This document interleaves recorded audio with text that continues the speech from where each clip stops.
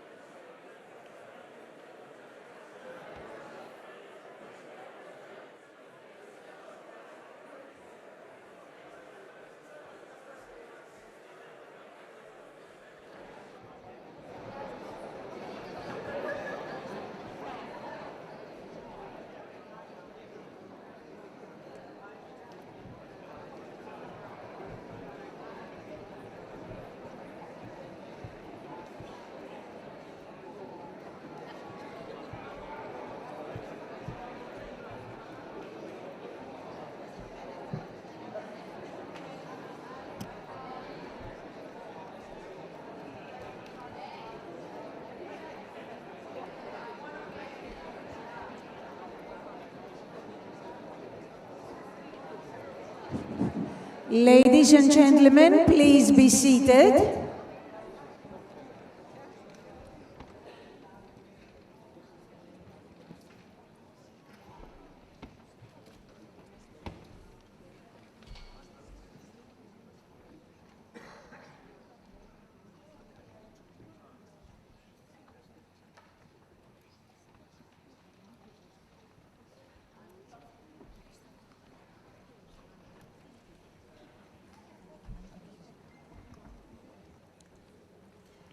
Ladies and gentlemen, please welcome to the podium Mr. Callas, the President of the Democracy and Culture Foundation.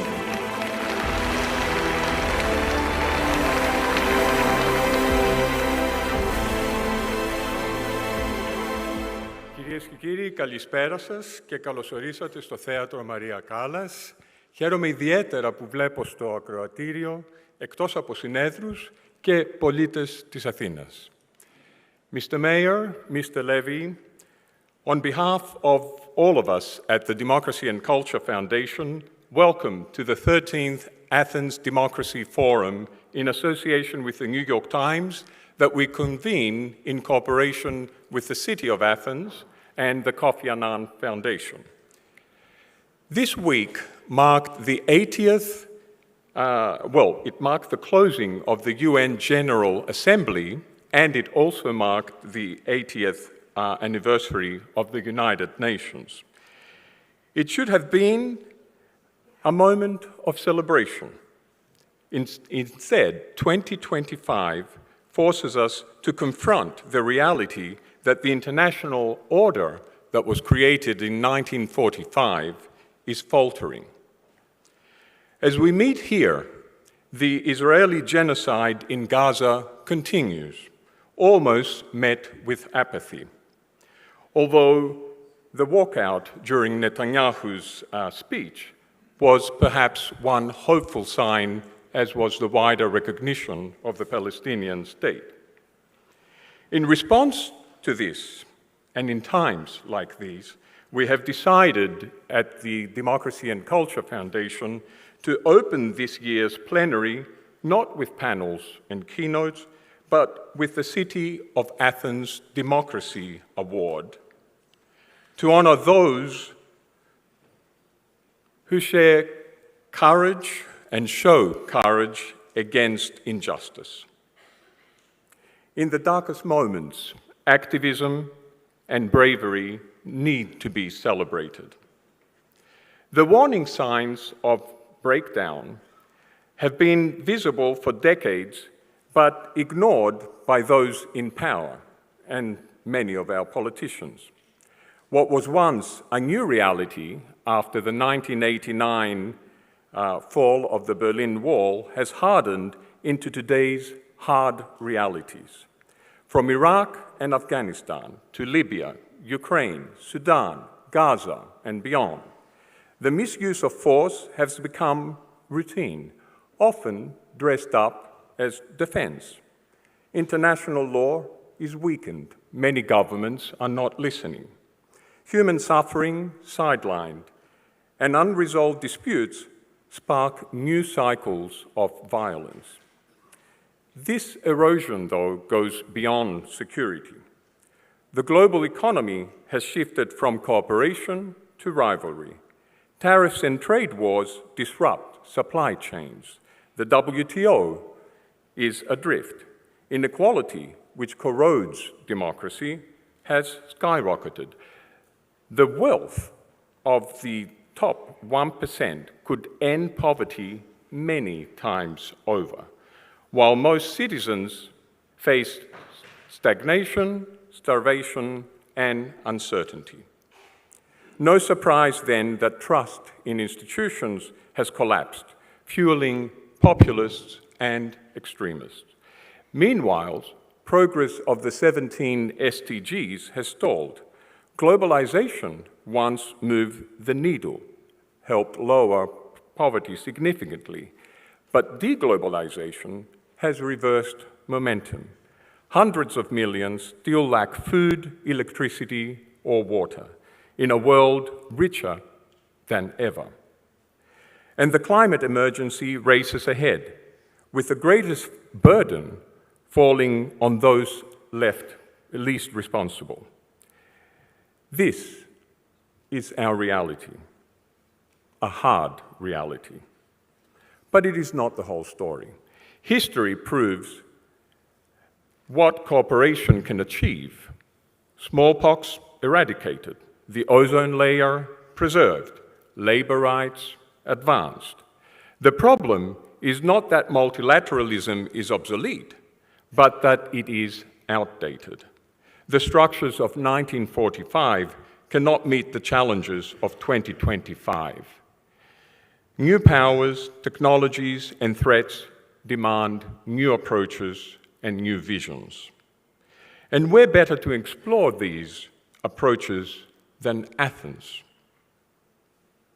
Mr. Mayor, in particular to you, too often we hear that Athens is the birthplace of democracy.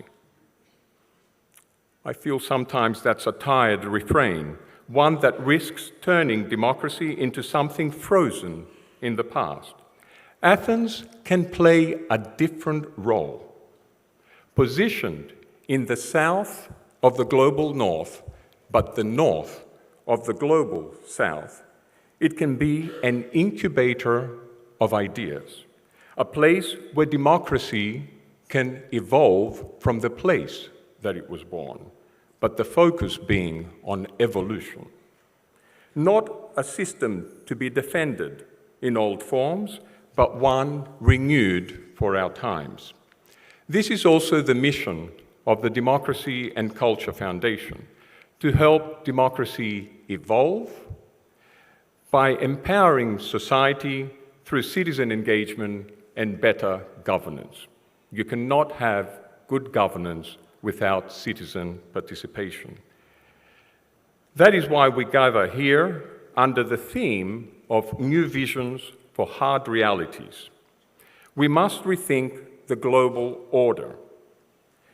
Is it by turning it down or rebuilding on a fairer, more inclusive foundations? We will hear more about this in a very exciting debate later this evening. Tomorrow morning, we will rethink populism by addressing its roots in inequality and mistrust while protecting democracy from division and hate. And the day after, we must rethink international trade, reshaping it to serve societies and not just markets and profits. This forum is about these issues, but more than diagnosing problems, it is about courage and imagination, the courage to confront the realities of war, inequality, and climate collapse, and the imagination to build a future anchored in cooperation, in dignity, in trust. If we rise to this challenge, 2025 will not be remembered as the year of collapse that many of us fear, but as the year when democracy found its strength to evolve. The same can also be said of multilateralism and civil society. And it gives me immense pleasure to see so many foundations joining us this year as supporters. Foundations like Lumina, Charles Kettering, Open Society Foundations, McCain Institute, the Lodestar Foundation, Global Challenges Foundation, Bertelsmann, Kofi Annan Foundation, and so many others that are in this audience. It is heartening that we're all gathering together at these times when all these things like USAID are taking place. And these fairly new supporters for the Athens Democracy Forum are joining our supporters from previous years, like Google, Microsoft, TikTok, Oracle, and others. Thank you for your support to all our supporters, and thank you to all of you in the audience and our speakers for making this year's program so robust. Ladies and gentlemen, it is now my distinct pleasure and honor to call on the Mayor of Athens to bestow the 2025 City of Athens Democracy Award to this year's winner, Mr. Doukas. Thank you for your support, and the floor is yours.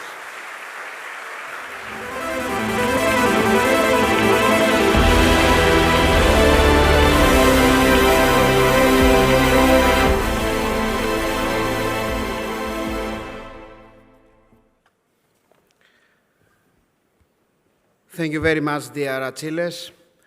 Honorable Representative of the President of the Hellenic Parliament, honorable leaders and representatives of the political parties, Your Excellencies, ambassadors, honorable mayors, esteemed rectors, distinguished delegates of the Athens Democracy Forum, ladies and gentlemen, good evening.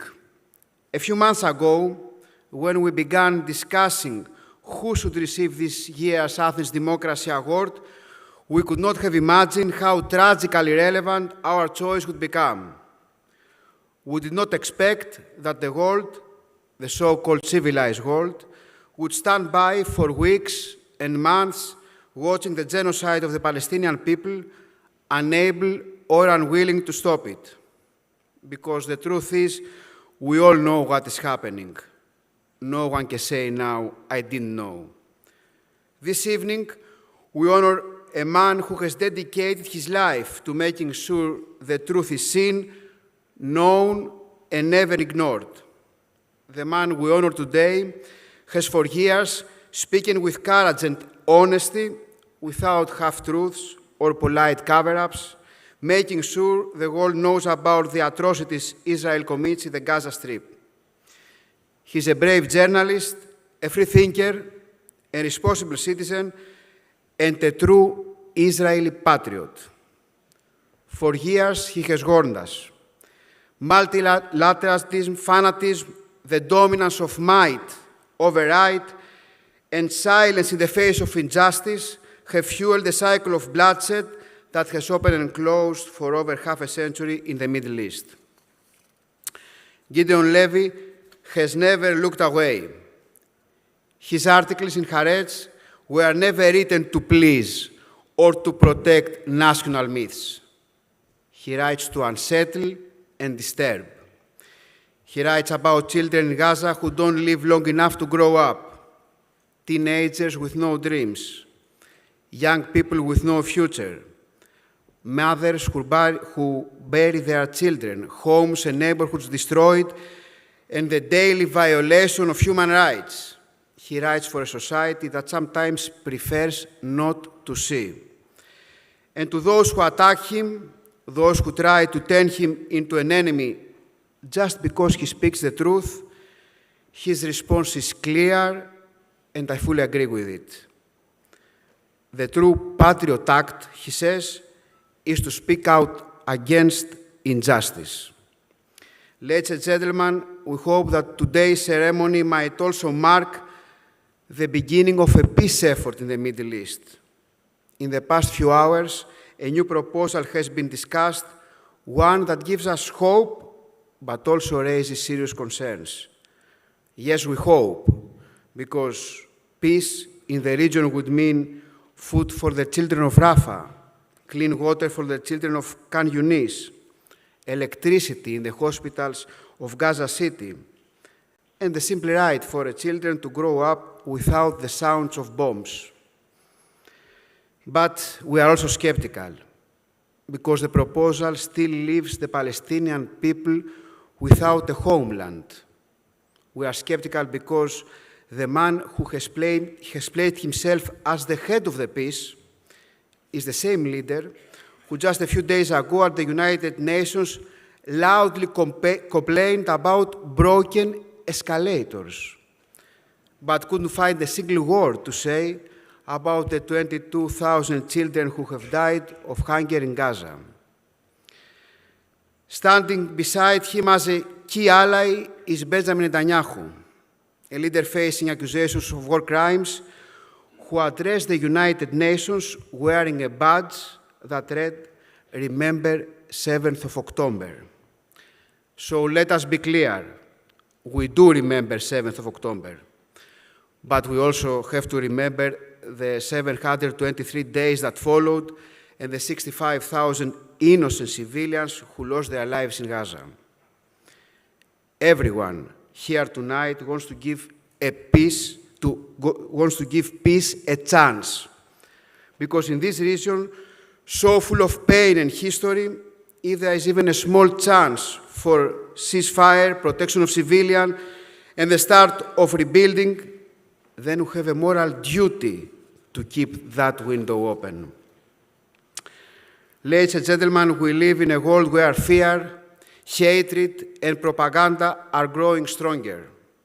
In such times, speaking the truth and showing compassion are acts of courage. When war is called defense, when oppression is called security, when the dead are separated into ours and theirs, then the voice on Gideon Levy becomes uncomfortable and at the same time invaluable. Because he reminds us something very simple but also very important, that there can be no peace without justice. There can be no a la carte democracy. We cannot look at violence only when it affects us. The attack by Hamas on 7th of October was a horrific crime. This is sure. The murder of civilians, the kidnapping and the abuse of people, these are not acts of resistance. This is also sure. These are crimes. But the response to these crimes cannot be the complete destruction of Gaza and the collective punishment of millions of people. Israel's military campaign is not a form of self-defense without limits. It's a moral failure. So, ladies and gentlemen, Gideon Levy's voice, steady, accurate, and courageous, proves that journalism, when it respects its mission, it's not just a way to inform. It's a way to resist injustice. It's an act of moral responsibility. This is why it's a great honor for the city of Athens to present the Democracy Award to Gideon Levy. Gideon, it is with profound gratitude and the highest respect that we present you this award, because, as you once said, the greatest crime is not what happens, but that no one talks about it. We thank you.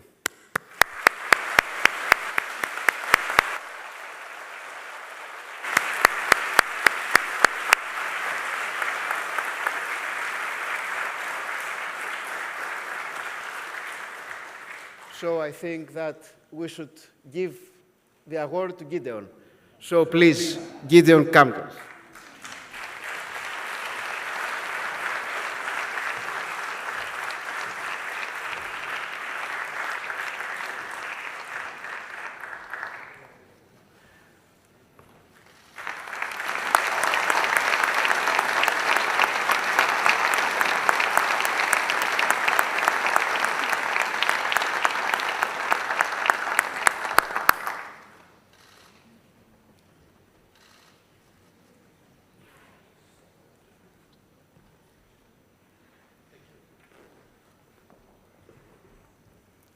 Thank you very much. I'm really moved I think it's the greatest honor I've ever got in my life, and I'm so grateful. A Greek plane took me the day before yesterday from Super Sparta to Athens.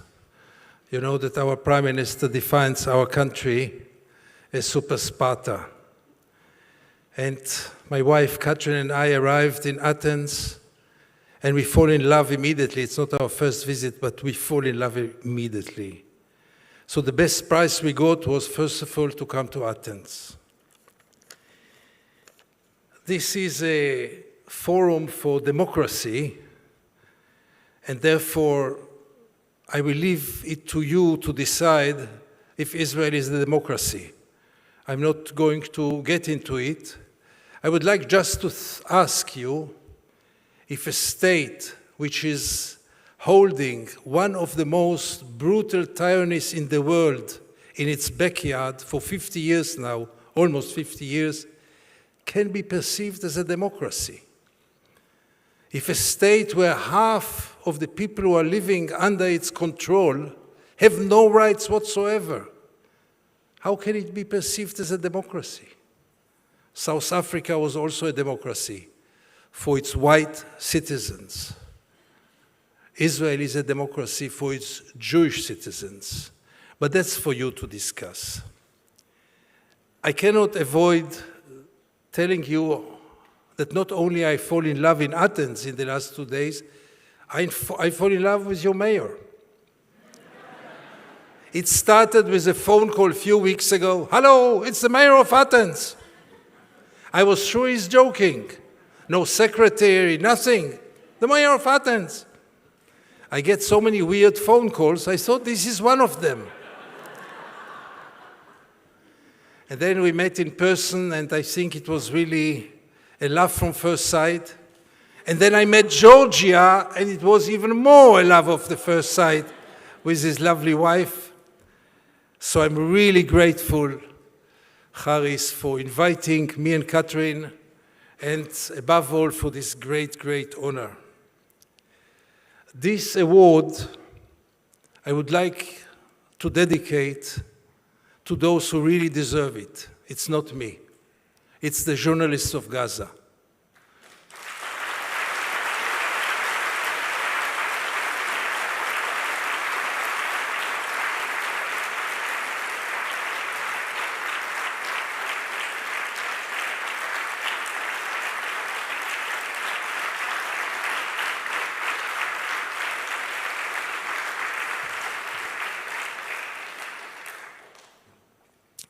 Over 200 of them were killed by Israel, and those who survive are the eyes and the conscience and the ears and the writers of reality right now. They are the only witnesses for what's going on there, and we should really, your applauses are really the right award for them. I'm sure time will come when they will stand here on this stage, when they will be able to stand here, those who will survive.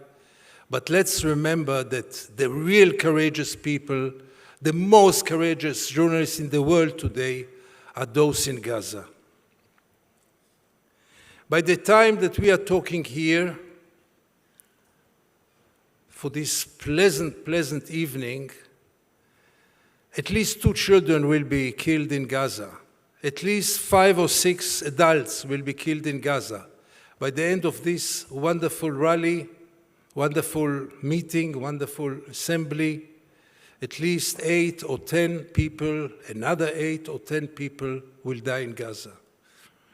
Almost all of them innocent people. We shouldn't forget them. I think that what the world did until now is too little. I'll get to that. But let's first see what's happening in Gaza. I didn't use the word genocide until a few weeks ago. I thought it's about the International Court of Justice in The Hague to decide if it is a genocide or not. By the time that the court will finish its discussions, I'm not sure that many people will remain in Gaza, for sure not alive. So we can't wait. And what we are witnessing in Gaza cannot be called nothing but genocide. It's time for us not only to understand it, but to say it. Even me, as an Israeli, believe me, it's not easy for me to say that the sons of my friends and the friends of my sons, the soldiers, are committing a genocide. It's not easy.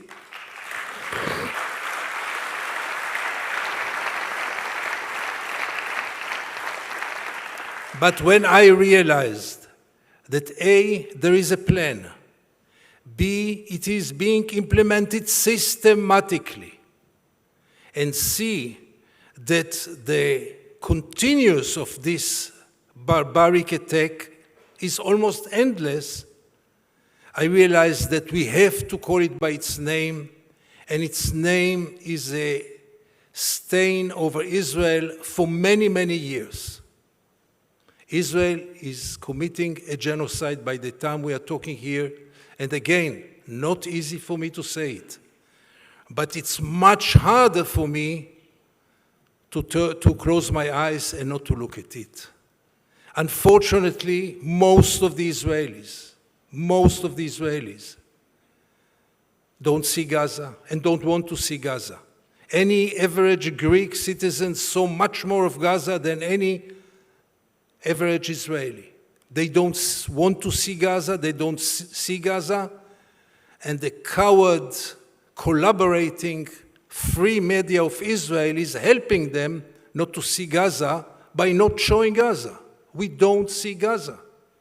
For an average Israeli and for the Israeli media, there are only 20 people living in Gaza today.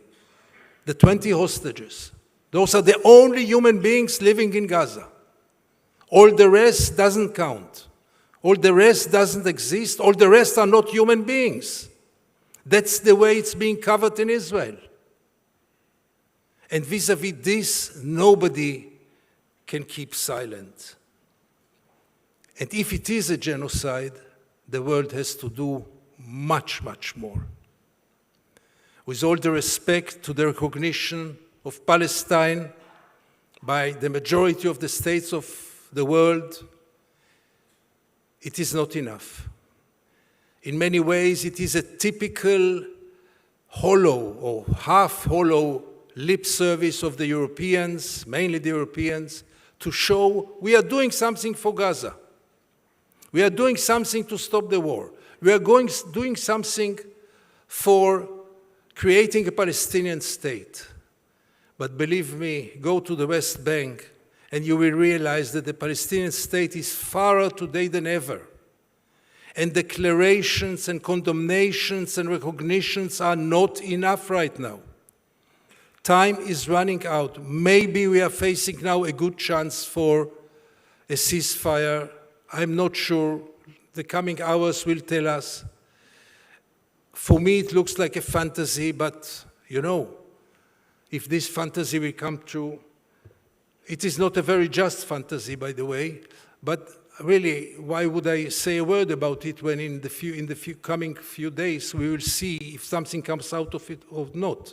History told us that so many peace plans were not worth the paper that they were written on, that let's see if something comes out. But if nothing comes out, and if the hostages are not released, and Israel has the green light, total green light from Donald Trump to continue the massacre, if this deal is not implemented, then we will face even a worse stage in this campaign, and the world cannot sit and be silent.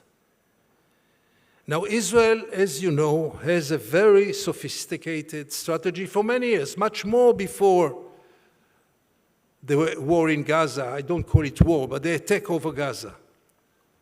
Namely, any critic of Israel is an anti-Semite. That's a moment that I want to thank the mayor again for not cleaning the graffitis from Athens, because at least part of them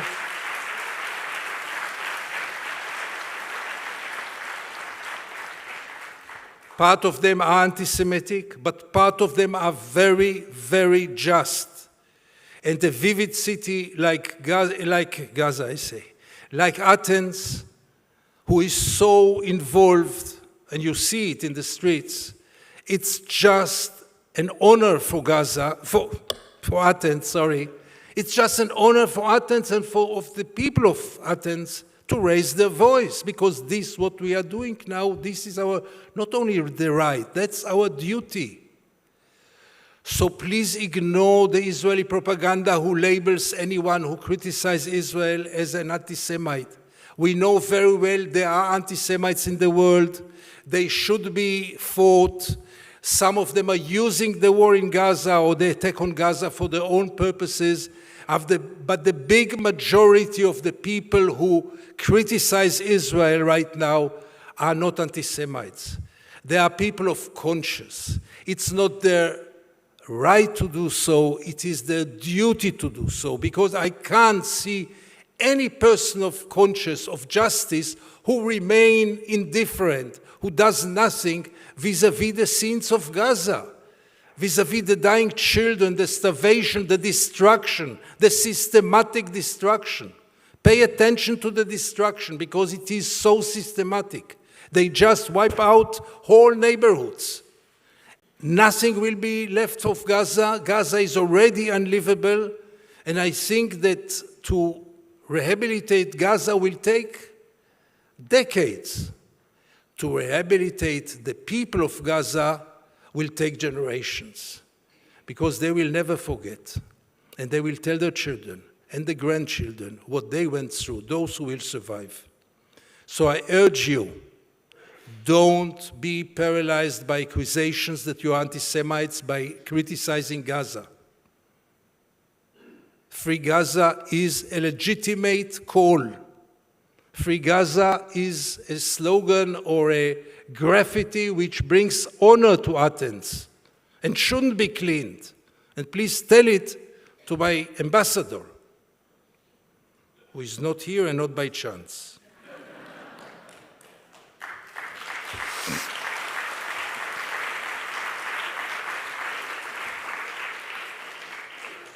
We know how we treated and what we thought about the world who was silent in different catastrophes and Holocaust.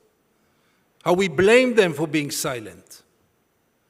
I saw Netanyahu the other day in the UN. He claims that, if you listen to his last speech, you get an impression that you are facing Mother Teresa. He cares about the children of Gaza much more than UNICEF. He cares about the adult people of Gaza like a Salvation Army. And he promised Gaza the sky. He claimed, as son of a very important historian in Israel, he claimed that the fact that Israel is evacuating Gaza City and other parts of Gaza shows that we don't want to commit a genocide. History is full with genocides which started with moving by force populations. The Jews from Austria, Germany, and Czechoslovakia were moved to Poland. This was the beginning. The Armenians were moved before their genocide started. So to stand on the most important stage of the world and to claim that Israel is taking steps in order to save the population of Gaza, really, it is such an insult. But we shouldn't be silent. One last word about the Israelis. The Israeli society is now under a very heavy cloud. I don't want to underestimate it. The 7th of October is still very strong in our sentiments, but there is also another cloud. And Israel protects themselves against the other cloud, but this will also collapse. Israel is protecting itself from becoming a pariah state by blaming the world. It's not us who commit genocide. It is you who are anti-Semites. And by this, our conscience is totally clean.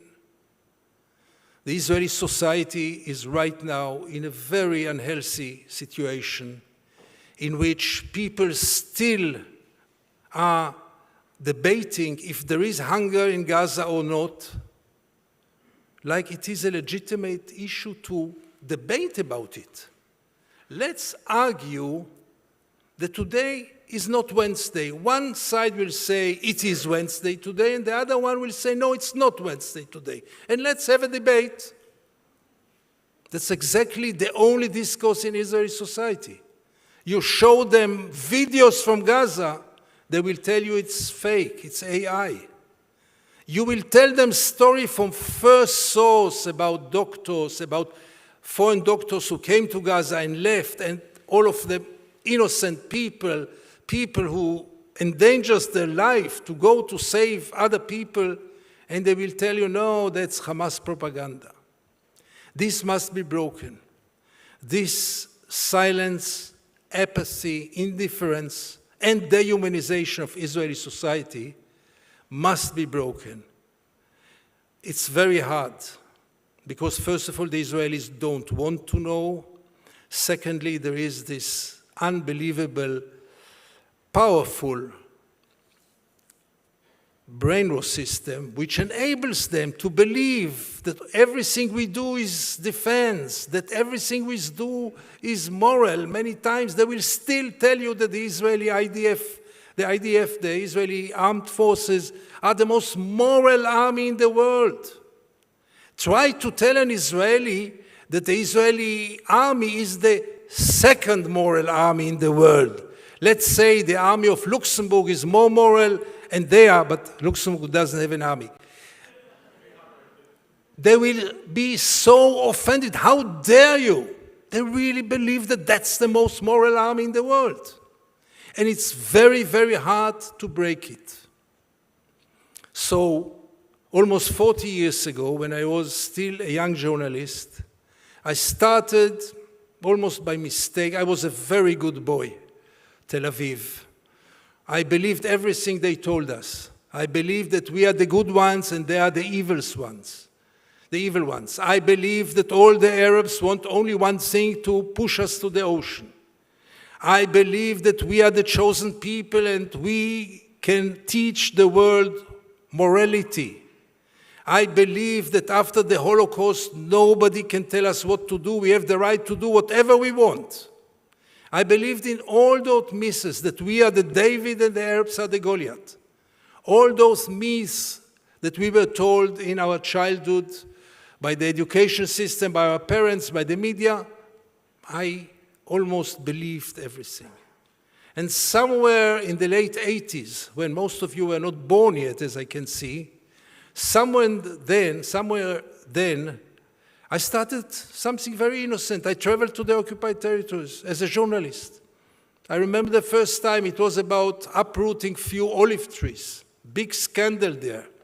Today there is not one single day that the gangsters of the settlements are not uprooting olive trees in the West Bank. But then it was still a story. And then gradually, week after week, I realized two things.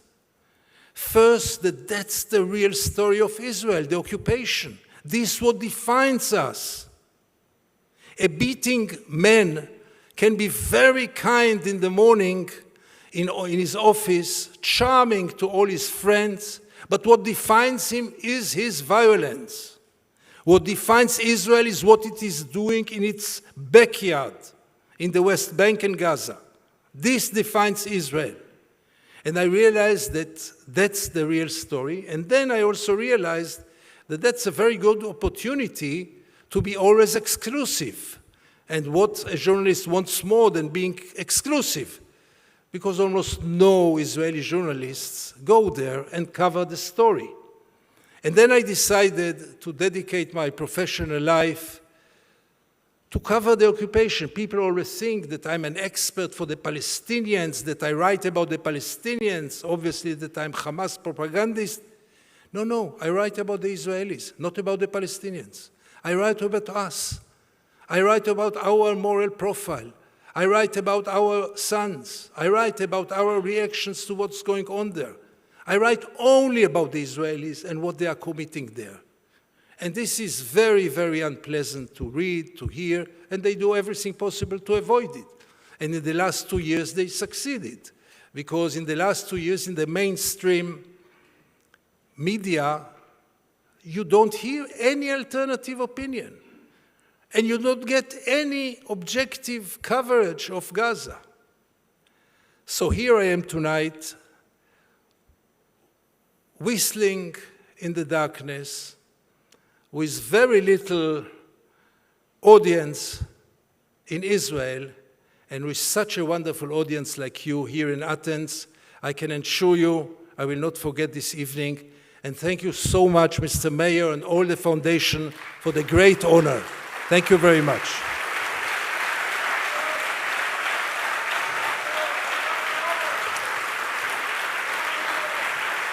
Thank you.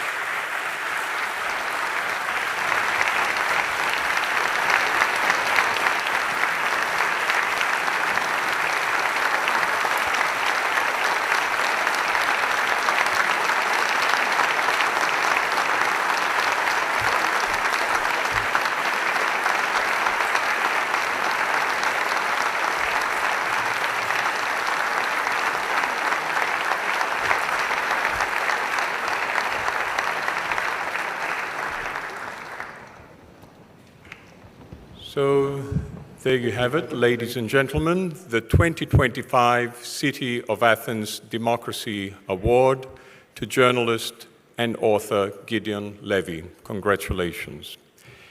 In the spirit of this ceremony, we have a special performance, a short performance. Most of you in the audience are extremely familiar with the art theater Carlos Koun, Theatrotechnis, under the direction of Mariana Kalbari. It is Greece's foremost theater company. On Sunday, I was at Kolonos, the theater of Kolonos, and I witnessed a great performance called The Drama of Democracy. And we're going to see a very short excerpt of this performance. And I believe, Mariana, this will be on tomorrow night, the next 3 nights, and hopefully, in collaboration with the Athens Democracy Forum, we'll see something unique same time next year on the drama of democracy. Ladies and gentlemen, I present you the actors of Theatrotechnis Carlos Koun.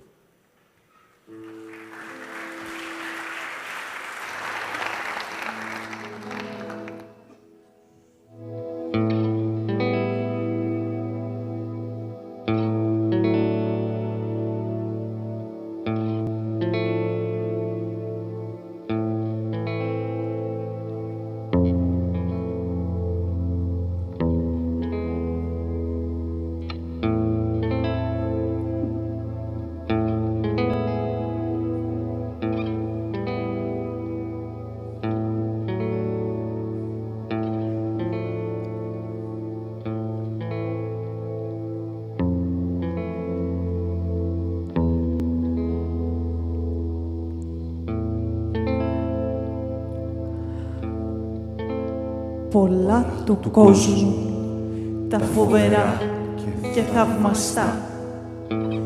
Μα πάνω απ' όλα, ο άνθρωπος. Αυτός που με του νοτιά τις φουρτούνες, πέρα στην αφρομάνιστη θάλασσα, τραβάει και πάει. Πάνω από κύματα που ολόγυρά του βρυχιούνται, περνάει. Αυτός που την τρανότερη μες στους θεούς, την άφθαρτη, ακάματη γη, με τα λέτρη του καταπονάει, με άλογα που πάνω της το σέρνουν και χρόνο τον χρόνο, πόντο τον πόντο, την οργώνουν. Αυτός ο πολυτεχνίτης που και τον αλαφρόμυαλο των πουλιών τη γενιά και τα έθνη των άγριων των θηρίων παγιδεύει. Αυτός που μες στα βρόχια του πελάγου τα θρέματα εχμαλωτίζει. Αυτός που τα γρήμη που ζει στον βουνό την ερημιά με τις μηχανές του νικά. Αυτός που στου αλόγου τον τράχυλο και στου αδάμαστου του ταύρου περνάει το ζυγό. Αυτός που έμαθε γλώσσα και σκέψη σαν τον ανέμο το πνεύμα να έχει. Αυτός που έμαθε πώς να ζει σε πολιτείες, που έμαθε απ' τα βέλη της νυχτερινής παγωνιάς και από την ανεμόδαρτη βροχή να φυλάγεται. Αυτός ο πολυμήχανος. Τίποτα από ό,τι είναι να'ρθει δεν τον βρίσκει ανεφοδίαστο.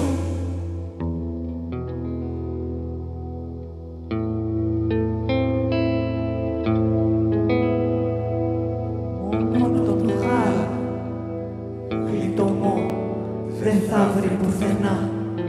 Αυτός που ακόμα και σε αγιάτρευτες αρρώστιες ψάχνοντας βρήκε γιατριά. Και ενώ έχει τη σοφία να μηχανεύεται τέχνες που ούτε μπορούσε κανείς να φανταστεί, αυτός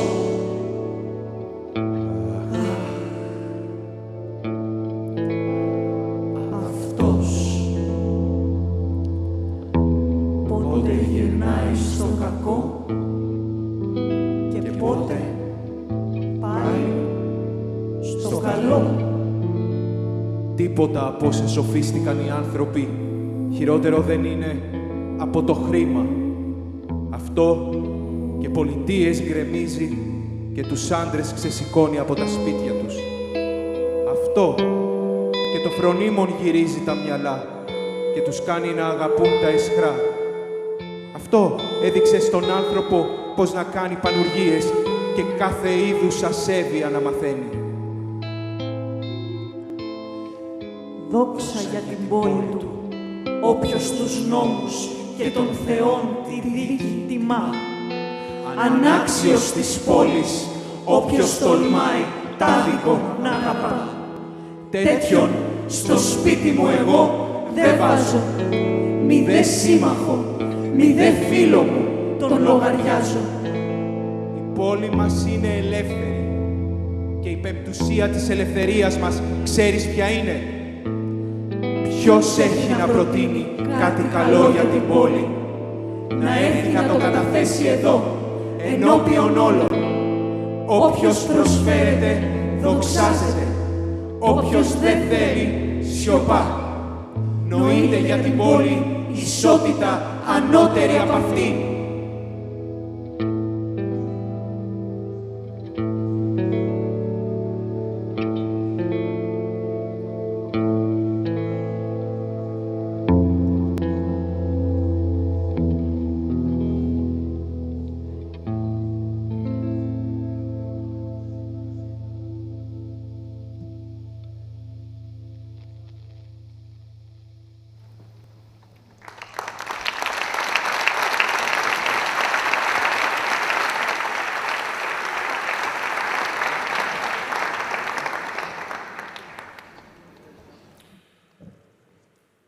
Part of a wonderful play, The Drama of Democracy. On touching on the themes of civic activations, touching on the themes of citizen engagement and politia, the role that citizens have in our politia, we have now chosen a small presentation from the plenary session of the Athens Democracy Forum. As you know, the Athens Democracy Forum starts tomorrow morning at 10 o'clock at the Odeon, at the Athens Conservatory. But because we've heard about civic activation, we thought we'd pick one small part of that program and do a Tools for Democracy tutorial.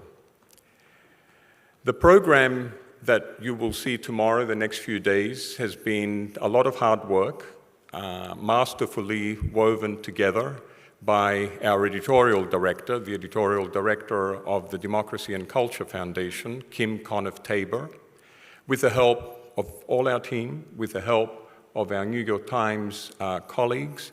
It's great that we have the journalists of New York Times. I see some of them here, Steve Erlanger, Liz Alderman, Jyoti Totem, Farah Nayeri, who will be moderating all the panels for the next 2 days.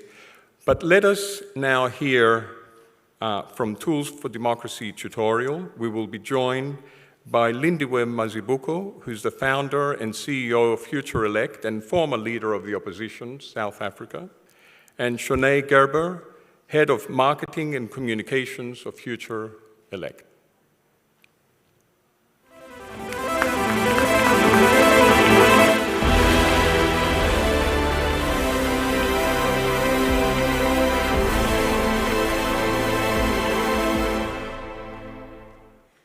Good evening, ladies and gentlemen.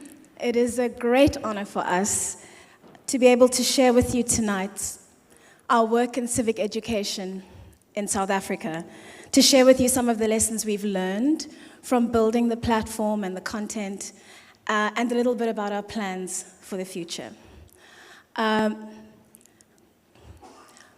This is our organization, Future Elect.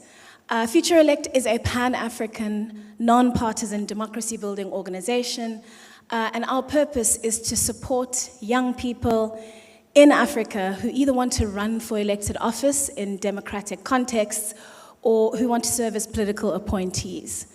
But we also support the other side of the democratic value chain, and that is active citizens. Africa is a very young continent. The median age is 19. And so we are building tools to support young Africans' participation in the electoral process. We're going to be sharing a little bit about an online civic education platform and program that we built in South Africa ahead of the general elections in 2024, which took place on the 30th anniversary of South Africa's democracy. And this is the challenge that we faced in 2024. South Africa has just short of 28 million registered voters out of a population, an eligible population of about 45 million. In the 2024 elections, only 39% of eligible voters, that's people over the age of 18 in South Africa, turned out and voted in the South African election. 54% of the registered population. But even with those low numbers, 39%, 16.2 million votes, the vast majority were people over the age of 35 years old. And there's a reason for that, right? South Africa's democracy only turned 30 in 2024. That means anybody in the country under the age of 35 has no material memory of the transition from apartheid to democracy. And so over the years, there has been a steady decline in voter participation, but the most attrition has taken place at the youth level. And of course, like the rest of the African continent, young people are the vast majority in South Africa. So we at Future Elect decided to join a group of other civil society organizations that partnered with the Independent Electoral Commission in South Africa to build content, learning opportunities, and information platforms that would enable young South Africans to participate in the process with knowledge and understanding of why the democracy that was fought for and won 30 years ago matters, and how they can be more active citizens, not just at the ballot, but in between elections. So this is the work that we did, working with a set of developers, expert lecturers, a peer review organization called Constitution Hill Trust. We built a custom platform which is available on all mobile networks and mobile app stores in South Africa, which contains very short 3-minute video lessons about 3 areas of South Africa's democracy. The first is how the democracy was born, how the transition took place, how the constitution was drafted, and how it is we came to have the electoral system that we have in the country today. The second is the voting process. Many young people in South Africa don't often know who they are even electing when it comes to voting time. And there's a reason for this. South Africa is one of the few countries in the world that has no formal civic education programming, not in school, not at university level, People study Aristotle in Politics 101. They don't study how a bill becomes a law. So young South Africans are entering voting age without any understanding of the basic pillars of the democratic process or even who they vote for from one election to the next. The third pillar, of course, is voter participation. How do you hold your leaders accountable? How do you ensure that they deliver on their mandate? And if they fail, how do you either elect them out of office, vote them out of office, or hold them accountable for their outcomes during the course of their term in office? Shone. Thank you, Lindiwe. So we built an app. We built a UX-first, mobile-friendly app with a web app interface, which means South Africans anywhere in their province can achieve or access the content on the app and the web app. This meant that we needed to have all of the content on the app. We have started with 100 course videos on the app that were 3 to 5 minutes long, followed by the quizzes, which we used Bloom's Taxonomy's framework in order to put together. So we piloted the app in October 2023 in South Africa, and we ran it in collaboration with the IEC during the local government elections in South Africa in May 2024. What's next for us is we have our sights set on the local government elections, which will be announced later this year. To date, since launching in 2023, we've achieved 170,000 downloads on the mobile app. We've also reached 3 million South African youth online through social media, and the content is now available on all our platforms and social media platforms. During the pilot period, we had to pay really close attention to the users. We had to really understand how they consumed the content, how they used the app, and we had to move very quickly as they do themselves. We realized very quickly on, because we had launched with video content, they weren't always ready to sit in front of a screen and watch a video. They also were commuting to school or to their first job, and they needed to have us in their ears as well. So we launched on Spotify and other audio apps to make sure that they could have the content whenever and wherever they needed to. After this, we then started understanding their behavior a lot more, so things in the app started changing very quickly as well. For example, the sign-up. We wanted to really monitor and track user data, and the only way we could really do that at a granular level was if they signed in with a profile and gave us some of their basic information. Then we could tell you exactly who these users were. They were not so keen on that. So we removed that functionality and allowed the optionality of if they wanted to sign up and have better features, then the option was there. But we found very quickly that they wanted to be anonymous. So now we're gathering all of the data and we're grouping the data and the demographics by age groupings. Google Analytics allows us to tell a lot. We also use Vexo, as well as a few other tools on the background to make sure we know what our users like about the profile and the platform and what we can do to improve. So one of the areas we're looking to improve is to make it more youthful. We brought in a lot of presenters to the platform to film the videos. We're looking to now film the local government elections with young presenters, influencers, community actors, so that they can resonate a lot more with the content and the people presenting that content to them. It can be everyday people, anybody who has an interest in civic education and democracy. So we're looking to do that with our sights on local government elections. One of the things that is a major principle of our work at Future Elect is we center the people that we want to provide support to. So in designing our leadership programs, we bring in young people to give us advice and insights into what it is they need in terms of support if they want to run for elected office. We did exactly the same with the civic education program. So thousands of young people were our testers. They iterated the app. They gave us insights into what was working and what was not. And it is through their insights that we're going to be able to iterate this app and the online platform content even further ahead of the local government elections in South Africa.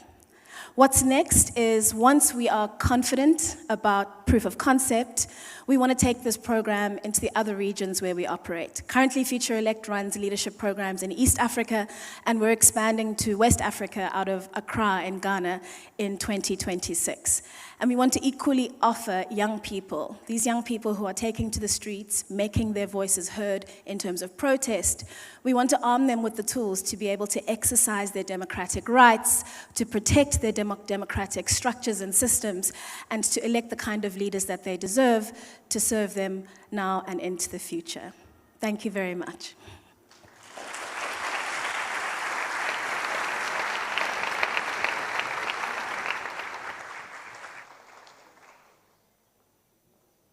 Thank you very much.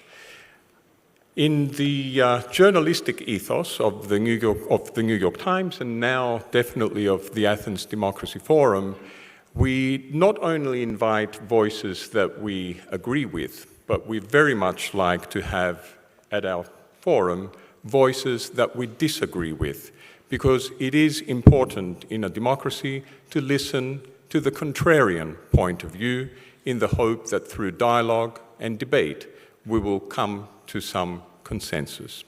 So it is my distinct pleasure to call on the President International of the New York Times Company to lead a New York Times-style debate, Mr. Stephen Dunbar Johnson. Stephen.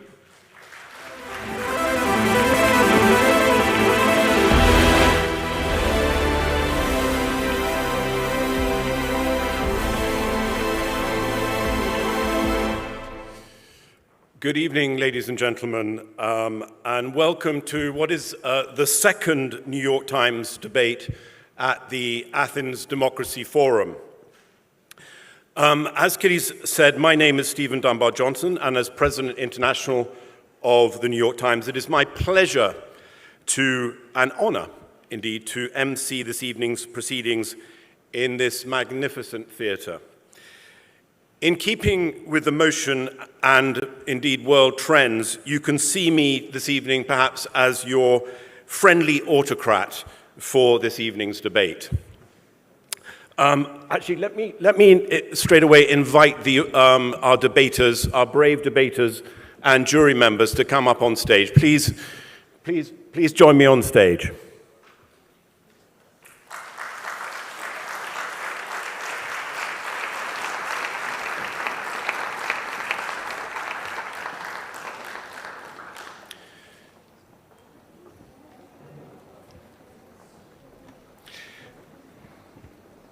As I mentioned at yesterday's debate, for those of you who are new to this format, the New York Times debate series is intended to create space for balanced, nuanced, and respectful argumentation where we can disagree well, an attribute that is in short supply in our increasingly polarized world, where inflammatory and entrenched opinions tend to eclipse other perspectives.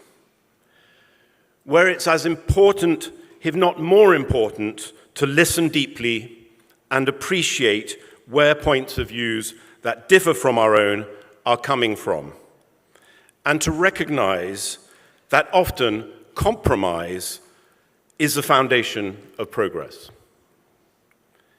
So, ladies and gentlemen, our motion this evening is, can democracy benefit from authoritarianism? Can it benefit from authoritarianism? Until recently, the international rules-based order was composed of relationships carefully constructed and stress-tested over the last 8 decades. As those relationships fray, what are the dominant forces upending them, and what systems remain? Could the rise of authoritarianism prompt or provoke a necessary restructuring of the world order, ultimately perhaps strengthening democracy? Or will it further weaken and accelerate the demise of democracy? Now, before I set the rules of the debate, I would like to introduce our debaters, who I invite to wave as I introduce them, and I call out their names. We have the for motion on this side, and for the for motion we have Bjorn Berge, Deputy Secretary General of the Council of Europe. Bjorn? I feel like I'm introducing boxers here. We have Ivan Krastev, Chairman, Center for Liberal Strategies of Sofia. And we have Hélène Landemore, Professor of Political Science at Yale University. And the debaters against the motion over there in the shadows, not for long, are Namatai Kwek-Weza, I brutalized your name, wave. Namatai is the founder and director of We Lead Africa. We have Martin Hojsik, Vice President of the European Parliament. And Salil Shetty, who's a former Secretary General of Amnesty International. So it's up to our debaters to make the case for and against our motion, and it will be up to you, our audience, to decide using the highly sophisticated New York Times clapometer technology, which is essentially me deciding which side of the motion receives the loudest applause after all the arguments have been made. And it is you that are tasked with that applause. Please remember, part of the ethos of this debate is that our debaters are not necessarily speaking from a place of personal opinion. They are being assessed on their intellectual performance and ability to persuade, and may very well be arguing against their own personal conviction. So please, our wonderful audience, just as those of you who were presented at yesterday's evening debate did very well, please lean into the debate and into the theatrics of this moment and encourage the debaters as much as you can by clapping and cheering and generally being as noisy as possible when they land a good point. So actually, let me have, because I'm slightly skeptical about this audience in front of me, let's have a little warm up to get you into the swing of things. For those of you who think constructive debate, constructive, respectful debate is essential for a functioning democracy, please clap now.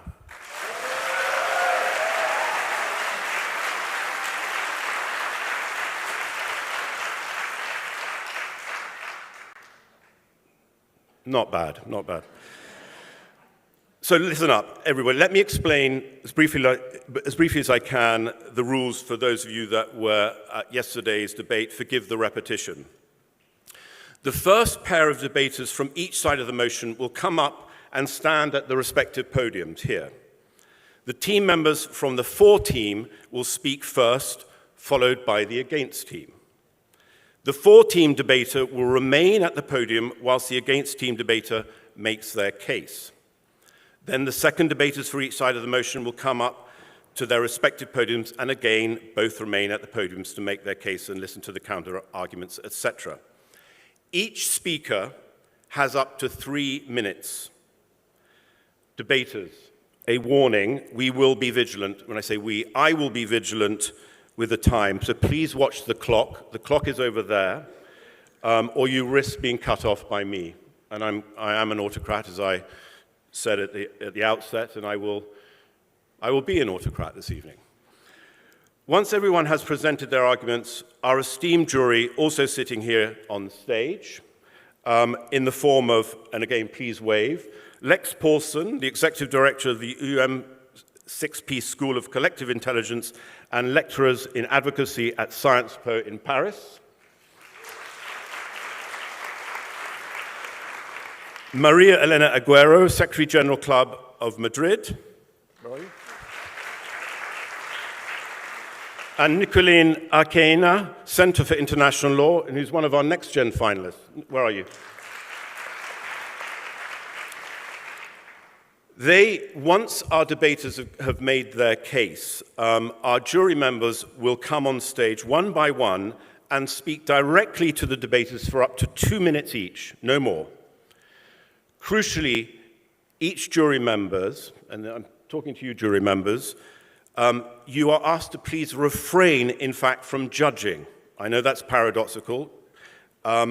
Instead, you are encouraged to present the debaters with challenges and highlight their blind spots. Your points must engage directly with the arguments presented, not contest their general position.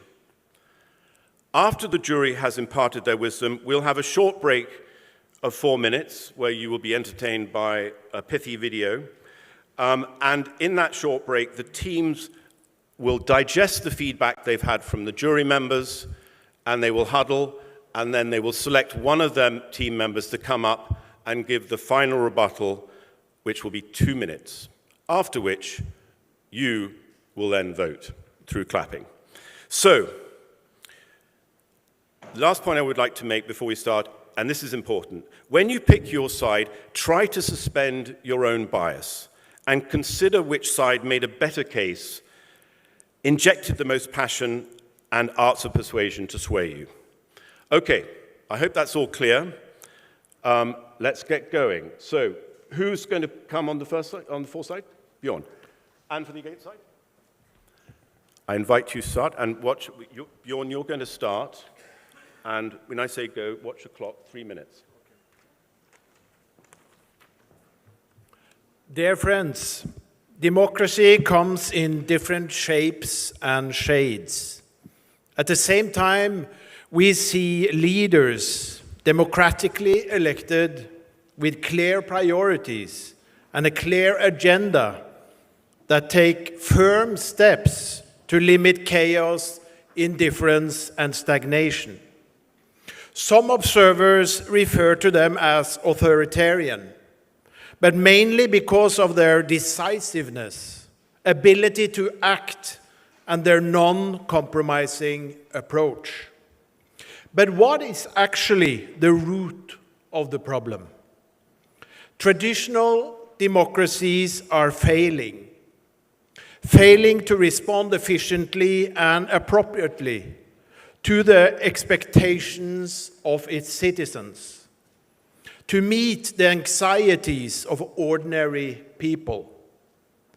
And many people seem fed up with their political leaders and democratic political institutions.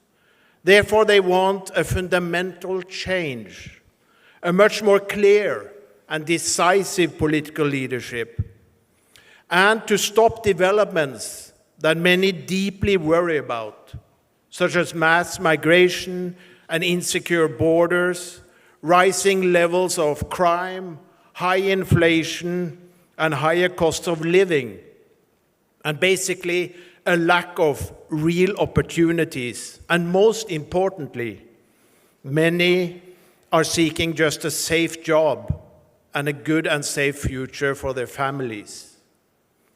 And many have regrettably lost hope. On top of it, democracy has lost the young people. Survey in the Netherlands recently, they asked young people born after year 2000, how important is democracy for you? 1 out of 3 said it was important. I don't think this survey is unique for the Netherlands. Probably similar results you will get from other countries as well. But most importantly, democracy is losing the young people, the next generation. It's quite extraordinary. Just think back, after the fall of the Berlin Wall and the end of the Cold War, it was declared loud and clear, the end of history. Democracy had won. But what has actually happened over the last 35 years? Democracy has failed miserably. So many of our citizens are fed up and disillusioned. And what we need today, really, is to see and learn from those tendencies that we like to call authoritarian. And I repeat, learn and benefit from it. Those we dislike, the populists, the authoritarians, the leaders that we sometimes look down upon. Thank you. Well done. Time. Thank you. Could you stay at the podium? The clock has been reset, and the floor is yours. Thank you very much, and I appreciate that the autocratic side at the end conceded state. I have to say I grew up on the Soviet side of the Iron Curtain. And as I was growing up, my parents always taught me, you have to learn the languages and leave. With your big mouth, you're going to have problems.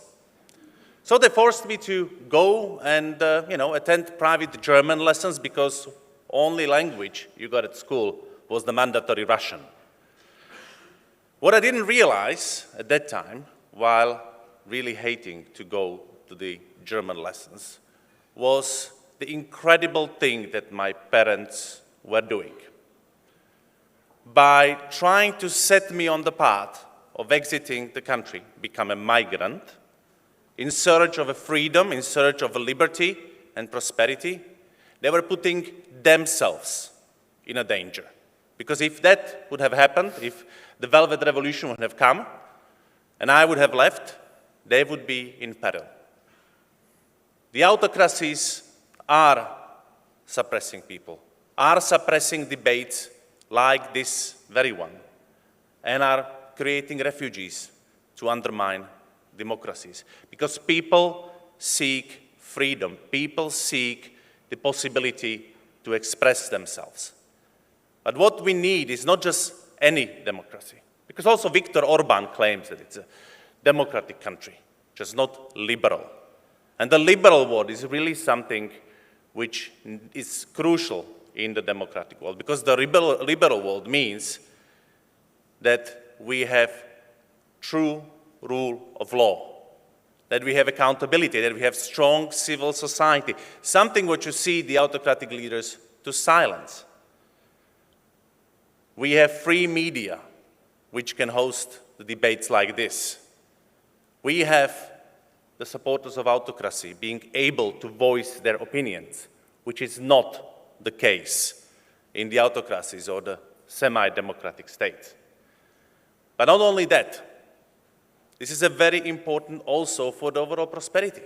How do you want to make true science question the things, question the future? How do you want to be an entrepreneur in a country where your business, your success depends on the fact whether you obey and whether, if asked, go and kiss the orange ring? Thank you. Well done. Thank you. You can return to your seats.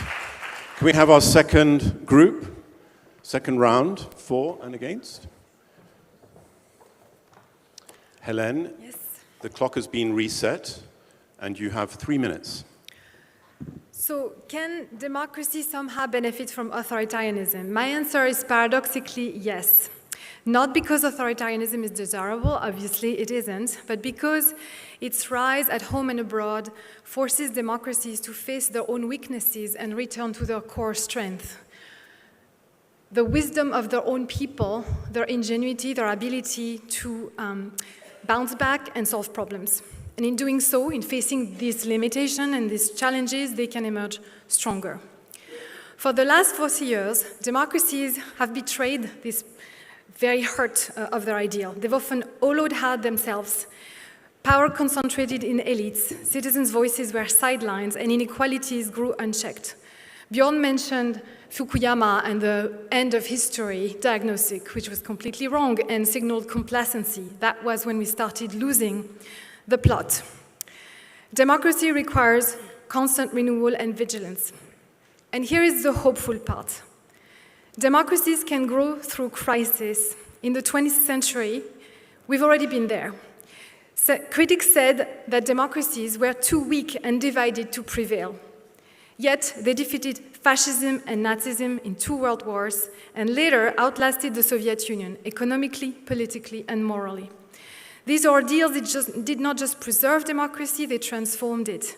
They brought stronger welfare states, broader rights, new international institutions, and even the idea of universal human rights. In short, democracies have shown that they can learn from failure and reinvent themselves.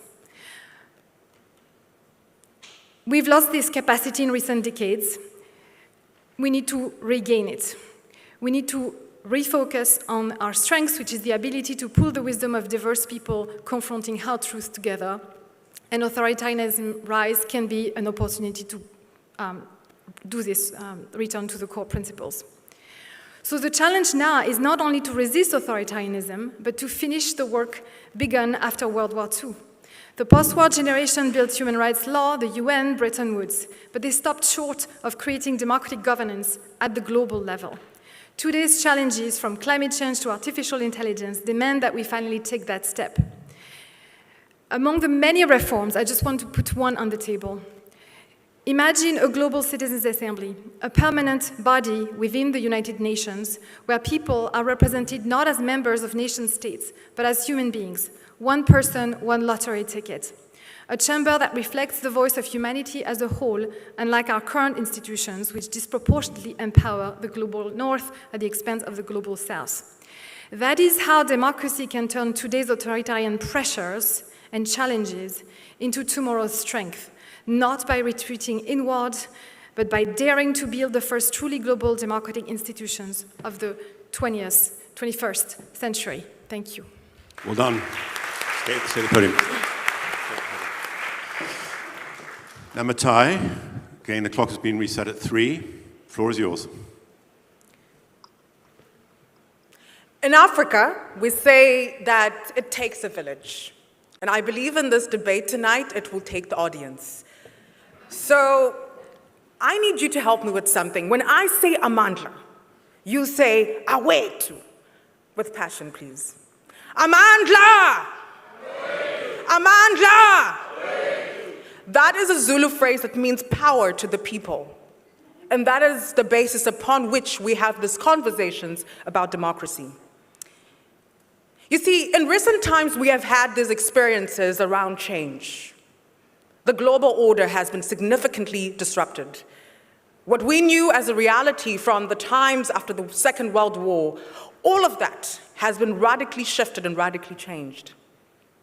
Those that felt power at some point feel a little bit less powerful, and that can be extremely uncomfortable. And what that has done is it has brought us into a state in the world where we feel afraid. And the autocrats know that people are afraid. You see, recently in the international rules-based order that was built brick by brick by people who believed radically in this belief that all of us together is what makes a powerful society. All of that felt solid at some point, but that has completely crumbled now. The idea that we can do things together is something very powerful and is realized in democracy. And yes, democracy in itself is a flawed idea, but arguably stands as the best idea that we have on the table. Institutions, alliances, treaties, all have been falling apart, and this has breed a sense of fear in people. We have seen this in the streets of Athens today, in the streets of Kiev. We've also seen this in the United States and as far south in the global majority. All of these shifts have created an uncertainty, and this uncertainty and this fear has led to this old ancient lie crippling back in, which is the lie that democracy is weak, democracy is broken, and only strong men can save us. Authoritarians are on the rise, not because they are strong, but because the people are afraid. Afraid of the future, afraid of the economic collapse, afraid of the climate change and the conflicts we have seen, afraid of what happens when the dust settles and who will have the final seat at the table. And authoritarians are feeding off of this. So they offer certainty where democracy offers debate. They offer speed where democracy offers deliberation. But what I'm here to say, and this is the truth, authoritarianism only benefits one group of people, the authoritarians. Thank you. Well done. Okay, well done. Our final round, please take to the podiums. Thank you. Again, 3 minutes. Off you Yes. go. Yeah, I'll start with the fact that I really believe that democracy can benefit from authoritarianism, because the biggest problem today is not the rise of authoritarianism, but the fact that the border between democracy and authoritarianism is the least protected border in the world. People quite often have the feeling that they should choose between repressive and depressive regimes. And I'm saying this because exactly challenged by the rise of the authoritarian regimes, democracy should try to remember why people have been supporting them. And from this point of view, the critical for me is that for a certain period of time, particularly in the late 1990s, democracy was taken as the only possible form of government, slightly like monarchy in the 19th century. And our society has been very much run by the weakness of citizens' imagination. And now we're in a different situation. And this is because of the rise of authoritarianism, that democracy are not simply in a position to defend themselves, they should try to reinvent themselves. Because we're living in a different world. There are going to be totally different ways of communication. There are major economic and demographic changes. And this kind of idea that basically you are subscribed for the future and that you cannot imagine any other regime than what you see around. In my view, this is one of the biggest problems for democratic regimes. And here comes the authoritarians. By the way, most of them are popularly elected leaders who so much fell in love with their jobs that they decided to die in the office. But in a certain way, the existence of this type of leaders makes democracy also face two of its major problems. First, the speed of decision-making, and secondly, the need for political leadership. So from this point of view, probably the worst thing that can happen is the rise of authoritarianism. The best thing for democracy that can happen is the rise of authoritarianism, because then democracy are going to remember who they were. Thank you so much. Well done. Salil, clock has been reset. Thank you. It's a very unfair situation because I have a lot of respect for Ivan's ideas. The good thing is I can't hear a word of what you said because the angle from here, we can't This is hear. how the real debates work. So anyway, this morning, the organizers came to me and said, somebody's not showed up, would you mind standing in? So I said, sure. I mean, I come from a country with 1.5 billion people, and we claim to be the largest democracy in the world. Why not? So here I am. But I think the proposition is really weird. I mean, basically, the proposition before us is it kind of reminded me of, the idea of giving somebody a AK-47 and, that person shooting randomly and then justifying it, saying that next time around they'll be better prepared. So let's try some authoritarianism in order to strengthen democracy. So I think for me, and I think interestingly, all of us on this side of the house, we are all living or have come from places which are facing authoritarianism. So it's not an academic proposition, what does it mean? Does authoritarianism help? No, we live there. Authoritarianism destroys societies. It divides people. It decimates institutions. It kills dissent. But it's not just in its extreme form, it actually kills people. So in the Philippines, as you know, Duterte was supposedly running a war against drugs, which is basically a war against poor people. And thousands of people lost their life. 6,000 is the official account, probably double or three times that. In my country, in the killings and the Gujarat riots, at least 1,000 Muslims were killed in a matter of 2 or 3 days, and the official account is much higher. And thanks to Gideon Levy, we heard about what's happening in Gaza, with 60,000 people dead, and maybe 17% of them are supposed to be fighters. And that's Netanyahu, who's undeclared authoritarian and supported by another authoritarian in the US. So this is the impact of authoritarianism. It's not a joke, it's serious. And which is why people from so many countries across the world are standing up. Whether, my neighboring countries have exploded. Bangladesh, Sri Lanka, Nepal most recently. And Nepal was like kids and students in school uniforms, So we don't need to persuade people that democracy is important. People are standing up, they're putting their lives on the line.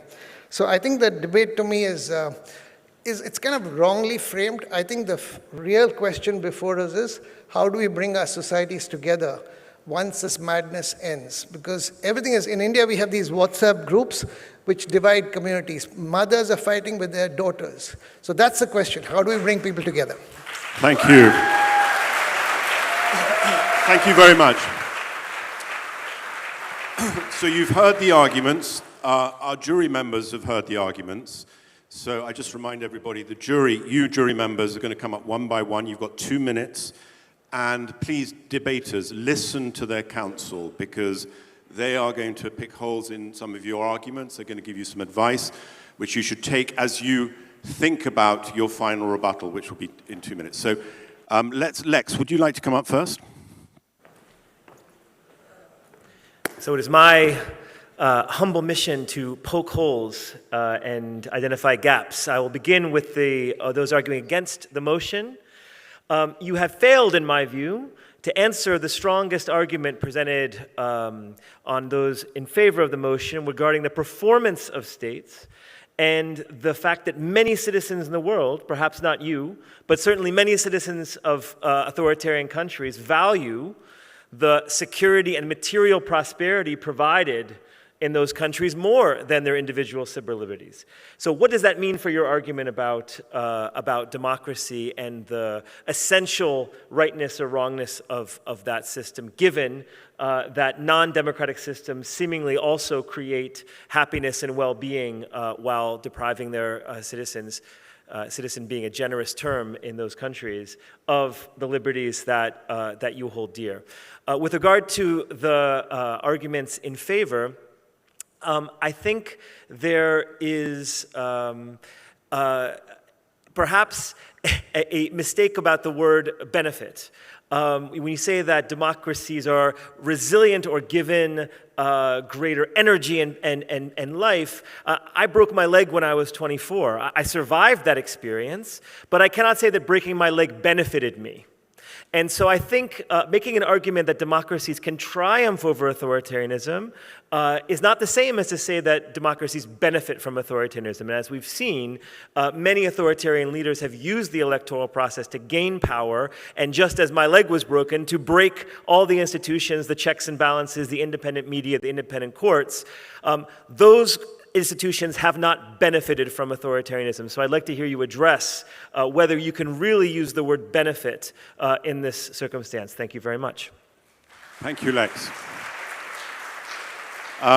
Nicolene, would you mind giving your counsel? Thank you. I think the mic's pretty high for me. Do you want me to bring it down? Yeah, so usually I don't like standing behind a podium just because people don't see me behind the podium.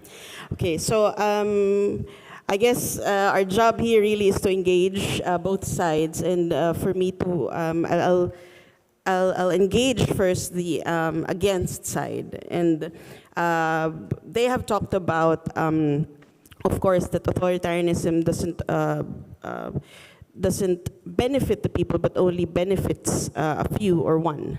But then I would like to ask 2 questions to that. First is that even if we do say so, actually, for example, in the Philippines, the undemocratic authoritarian is more popular, way more popular than the democratic or the for human rights vote. So my question there is, how do we confront this challenge? How do we confront this reality and the damage that authoritarianism has already done upon our people? And I see that we cannot really disregard this just to, okay. And we couldn't undo, and we couldn't just return to our humanity and our democratic principles without confronting the realities before us. And for the for side, the benefit, I would ask you that even if we've understood and we've identified the changes in the growth we've seen all these years, how do you say that this growth benefits a family who has someone killed because of a human rights violation? My challenge to the for side is for the debaters in the rebuttal round to imagine for you to explain your position to a victim of a human rights violation. And I hope to see that in the rebuttal so that maybe we could gain more claps from the audience and even from the jury. Thank you. Thank you. Thank you very much, Nicolene. Maria Elena.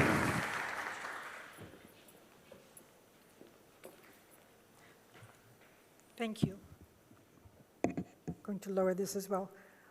Well, my questions would be, basically, we know that there are cases of countries, concrete cases, in countries where we have seen democracies slip into authoritarianism, and then the democracies being recuperated. Case in point, Chile. Case in point, Uruguay. I'm talking about Latin America because that's what I know best. But how do we see, and how do you see those that see authoritarianism as benefiting democracy? What did authoritarianism really do in those cases? Because what we see in the case of Chile, in the case of Uruguay, they went from authoritarianism to democracy, and they maintain their democracy. And I don't think we can confuse, right wing, left wing with democracy or authoritarianism, which is one of the things that often happens.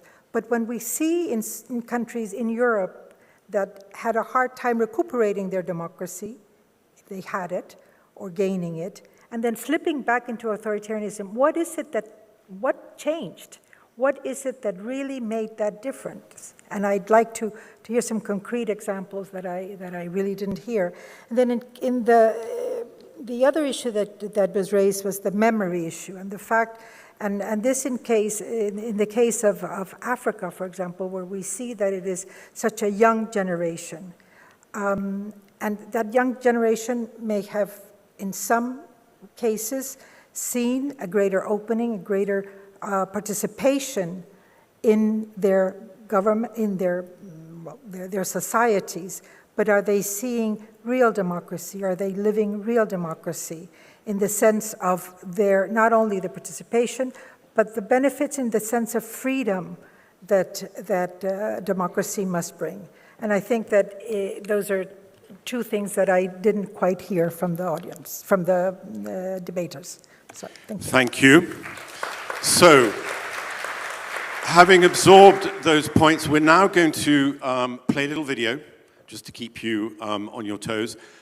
In the meantime, our debaters, you are going to huddle, and you're going to decide which one of you is going to come and do the rebuttal, having absorbed the commentaries that you've just heard.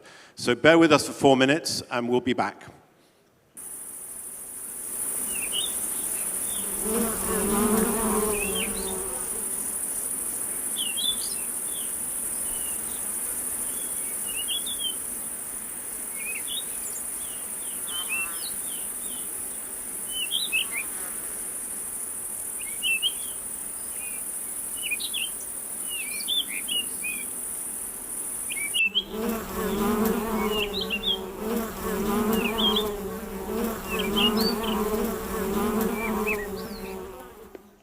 Young keepers of tomorrow know this. 3 in 4 of all our crops, apples, almonds, cocoa, coffee, whole kingdoms of taste and color, depend on bees' secret labor, weavers of our great web of life. You gather in this assembly not for ceremony, but for the hum at the world's heart.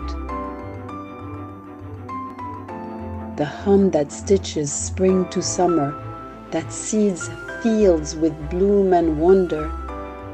The hum now faint, a whispered plea.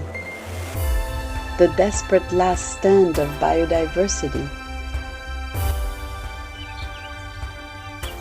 In 30 years, the toll is clear.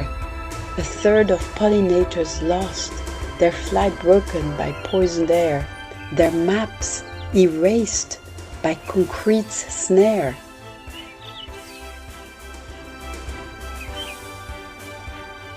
Yet please indulge in this vision bright. A bee woman with wings of light leans in near and whispers low, "Can you drone me horizon wide, a world of bees and humans side by side? Will you resist the mighty few who mock and call you dreamers too?"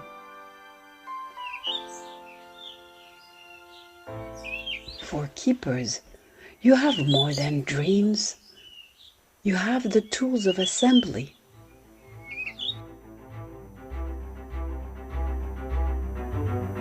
We have the facts, the stories told, of rivers choked, of forests sold. We have the law. We can demand more, courts to shield the wild from crimes judged and trialed. We have democracy, our hive mind, the collective power we must find. A buzz no lobby can negate, where people's justice pollinates. So let's gather, question, learn, create, debate, decide, defend our fate. Our generation will make change. We are the keepers of tomorrow's flame.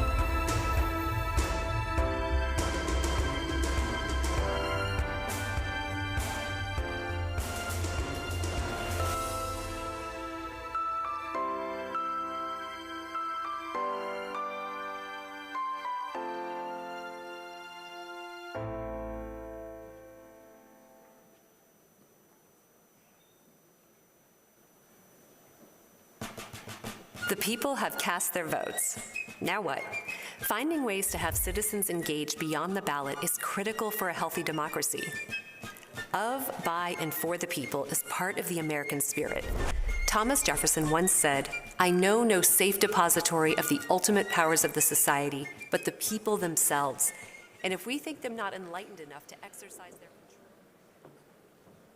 control..." Right. 4 minutes are up. Sorry to interrupt the video. Not really, but here we go. Are we ready? I'm coming over to extract one of your champion debater.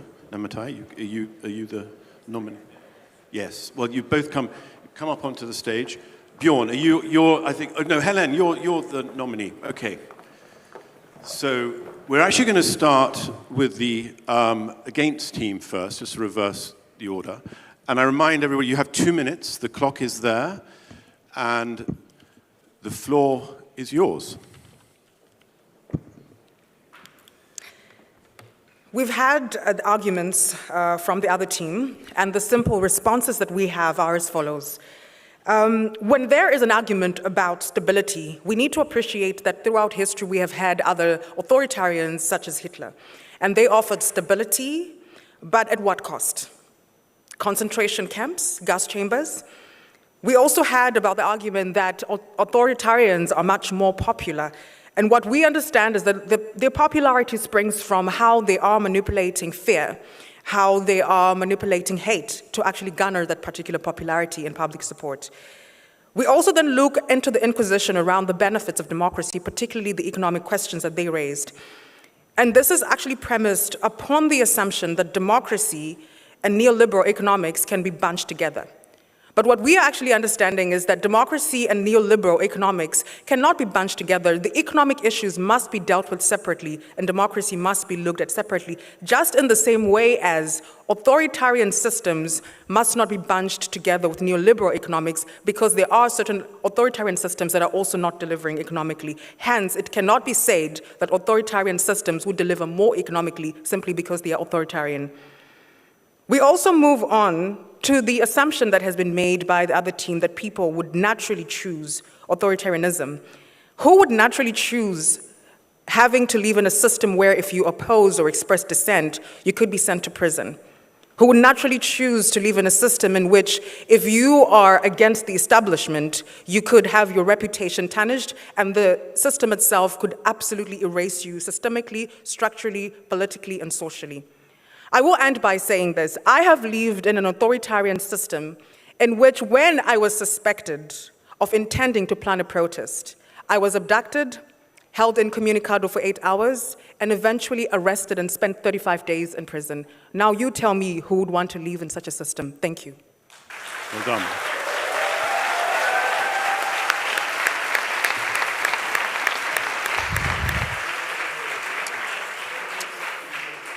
Okay, the final 2 minutes. Helen, the floor is yours.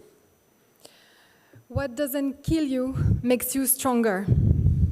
I hate this sentence. I broke my arm during the pandemic. I'm the weaker for it, never really fully recovered. I think a child who's sent to war and becomes a child soldier will never recover. I think a woman who's raped will probably never recover. So that doesn't apply to individuals. Individuals never benefit from authoritarianism. I would never say that. I don't think our team would ever say that. But systems, political systems, can benefit from shocks, from challenges. And democracy is the only regime that actually grows out of challenges, learns to better itself, improves its systems, and basically protect the fragile individuals within them better. We saw it with ancient Athens, classical Athens, 5th and 4th century BC Athens. After the episode of the tyrants, it learned to protect its deliberations from, seductive demagogues. It developed all kinds of tools to make the democracy less direct and more resilient. I think liberal democracies in the 20th century have done the same things. They've developed a series of rights. They've developed a series of procedures. Again, I think in the 1980s something happened and we became complacent. We thought we had figured out the best, regime system. But this regime system needs external shocks and challenges to grow and become stronger. And also the way we see it is that authoritarianism right now as a threat is also an opportunity to grow stronger. By contrast, authoritarians are brittle. They look efficient, speedy, but they're fragile, they will break, they make colossal mistakes. Democracy is much stronger, and that's why it will grow stronger from the challenges of authoritarianism.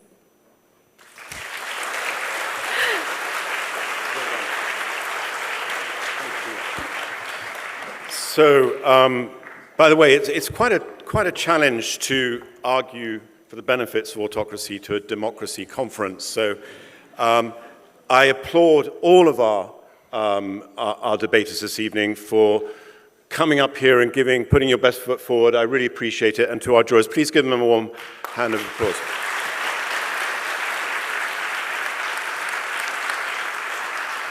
So the moment has come. It is now in your hands, literally, coming together. So for those in the House who believe that democracy can benefit from authoritarianism, please clap now.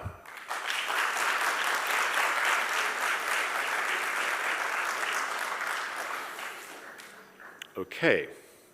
For those in the House who believe that democracy cannot benefit from authoritarianism, please clap now.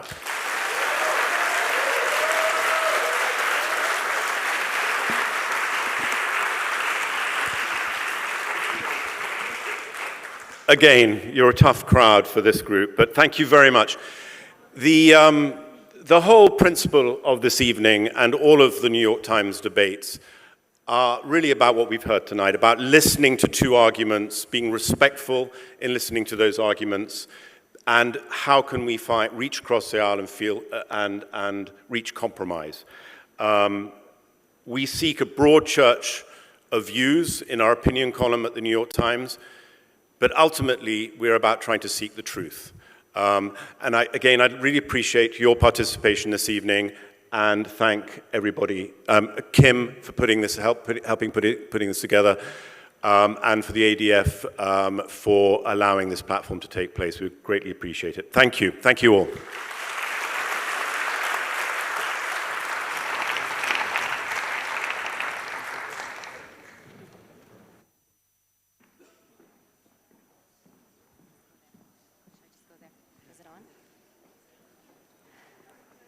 Thank you so much to our debaters. Thanks to all of you for staying with us through this I know it's a very long day, but hopefully a very stimulating day. I'm Kim Conniff-Tabor. I'm the editorial director of the forum. And I do hope you can bear with us for just a few more moments. You won't be disappointed. I want us to talk about a partnership that we have built at the Democracy and Culture Foundation with the Better Politics Foundation over the last several years. It's been growing, evolving, developing into something that I think has really flourished this year. We're in the third year of the Hall of Fame Award.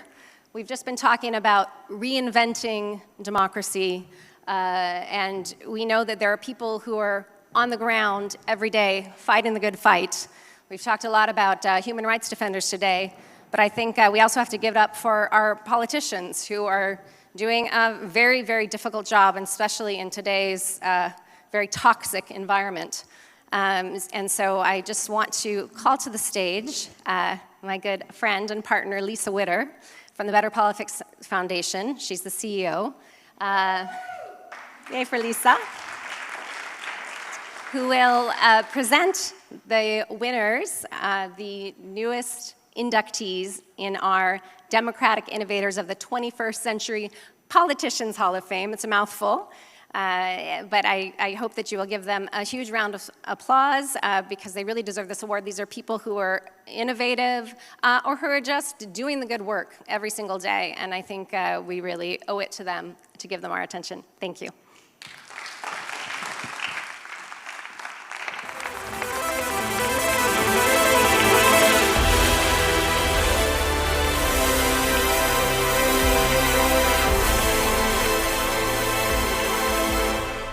I love the walk-on music, and thanks for the woohoo in the crowd. I'm Lisa Witter, and I'm the CEO of the Better Politics Foundation, and it's fantastic to be here for an award, 3 awards, actually 5 awards, for our 3rd annual Hall of Fame for political leadership innovators.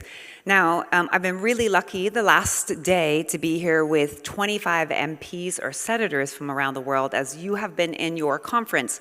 We've been talking about trust, AI, and leadership. And so what we're going to spend the next about 20 minutes talking about the role of the politician. So let me just say a little bit about us. We're the Better Politics Foundation. We are a foundation of an organization called Apolitical, which is the largest peer-to-peer learning platform in the world. We love geeking out with bureaucrats. How many bureaucrats are in the room? Any bureaucrats in the room? Well, yeah, give it up for the bureaucrats. Thank you. If you're not, thanks for wooing anyway. That's very nice.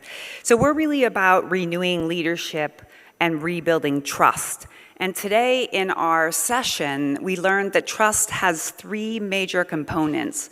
One is integrity, something that's really important for political leadership. The second is competency, obviously very important. And the third is benevolence. So as we talk about how do we rebuild trust in politics or in democracy, benevolence, integrity, and competence is key.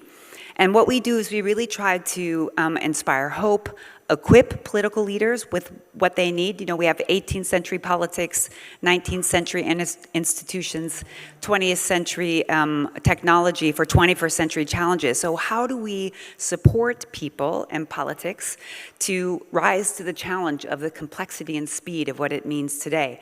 Now, we do not do any of this alone. We are a platform that's a fund. We're funding innovation in political leadership.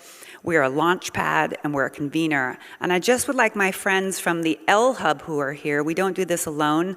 We have 95 organizations about the L Hub people, raise your hand.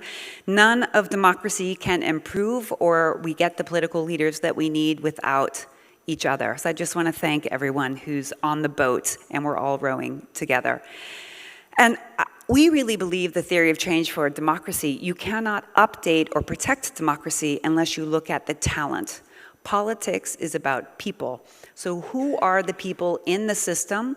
There's forces changing it from the outside in, but who is changing it from the inside out? And that's what we're really here today to talk about. If you look at what we have up here, we picture politics as a political leadership impact path. So it's not just getting elected, it's actually really serving and thinking about impact and not just elections. And so before I invite the Hall of Famers up, and I'm going to ask you to participate, so you have to bear with me, I want to talk about the 3 Horizons framework. Has anyone heard of this? Raise your hand if you've heard of this 3 Horizons framework. A few of you, thank you. So I think this is really important. I think we're in a time where many of us are playing defense when it comes to democracy. But I think we know that, as I said, we have 18th century politics and 19th century institutions, maybe 20th century technology with 21st century challenges, and maybe with the need for 22nd century foresight. And if you look at this 3 Horizons path, you can see that on the line above, it's about status quo, going down, the way things used to be. You know, there used to be people who had horse and buggy, and so at some point, the horse and buggy needed to go away as the new technology came in. I'm not comparing democracy to horse and buggy, but the new innovations came in to get to that third horizon, which is the emerging future. And so what we're here today is to really welcome 3 politicians in person, but 5 politicians who will be in the third class of the Hall of Fame. So you guys look like you're looking at me. The lights are bright, but we're gonna try this. We're gonna do this side of the room, 1/3 is gonna yell Hall, and then the middle of, and then that side Fame. Can you do it? That was very lackluster. Okay, can you do it? I mean, these people put up with threats, they run for office, they serve their citizens, they do hard work. So if we can do hard work, they can do hard work, we can do hard work. Okay, so this side, Hall. Ready? 1, 2, 3.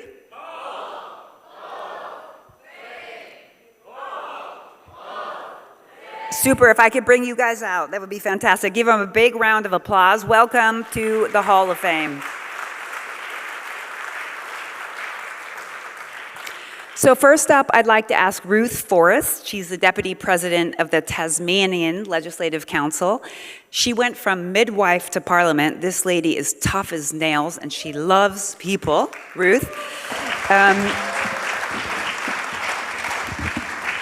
Ruth is an independent, and she's been championing rights of underrepresented people, transparent budgets, equality. Ruth, you've been in this for quite some time, 20 years, so thank you, Ruth. Next, we have Paul Magnet. He's the president of the Belgian Socialist Party. And Paul was accidentally sort of seconded into government a while ago during a crisis as a political scientist to help solve a problem. And then, a long story short, he stayed in. And he just is in the middle of a participatory process, we'll ask him to ask you about, to reform his political party by co-creating with people in a structured way. So very excited, because often we see in politics now, the lever that often is the one that's stuck is the role of the political party. So we're gonna talk about political party innovation, which I find very cool and not talked about enough.